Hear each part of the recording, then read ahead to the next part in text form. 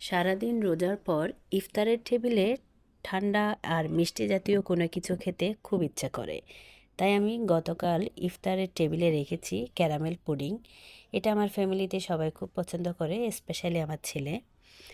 আমি প্রথমে ক্যারামেল বানানোর জন্য একটা বাটিতে 3 টেবিল চামচ চিনি আর সামান্য একটু পানি দিয়ে মিডিয়াম আঁচে জাল করব। জাল করতে করতে যখন এরকম ক্যারামেল হয়ে যাবে, তখন এটাকে আমি সেট করতে রেখে দিব।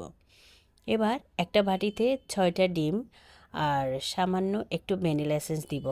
ভ্যানিলা এসেন্স না চাইলে একটু এলাচের গুঁড়া দেওয়া যায়, এতে ডিমের গন্ধ থাকে না। ডিমটা ভালোভাবে ফেটে নেওয়ার পর এখানে আমি স্বাদ অনুযায়ী চিনি দিব, প্রায় 4 টেবিল চামচ চিনি। আর 4 টেবিল চামচ আমি এখানে কনডেন্স মিল্ক দিলাম।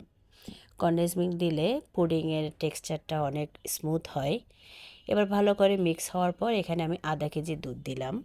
এটা 1 কেজি দুধকে আমি জাল করে আধা কেজি করলাম। তারপর সামান্য একটু লবণ দিয়ে ভালো করে এটাকে মিক্স করব। এদিকে ক্যারামেলটা সেট হয়ে গেল। একটা স্ট্রেনার দিয়ে আমি ওই মিক্সচারটা একটু ছেঁকে নেব, এতে করে পুডিংটা অনেক স্মুথ হয়।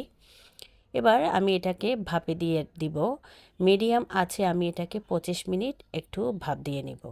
পুডিংটা হয়ে যাওয়ার পর ঠান্ডা হওয়ার পর আমি এটাকে ফ্রিজে রেখে দিব। ফ্রিজে রাখলে পুডিং খুব ভালোভাবে সেট হয়ে যায়, এতে করে ডিমোল্ড করতে সুবিধা হয়। আর এরকম একটা পুডিং যদি ইফতারের টেবিলে থাকে, ফ্যামিলির সবাই কিন্তু খুবই পছন্দ করে। আর আপনাদের কাছে কেমন লেগেছে কমেন্ট বক্সে জানাবেন। ভালো থাকবেন সবাই। আজকে এ পর্যন্তই। আসসালামু আলাইকুম।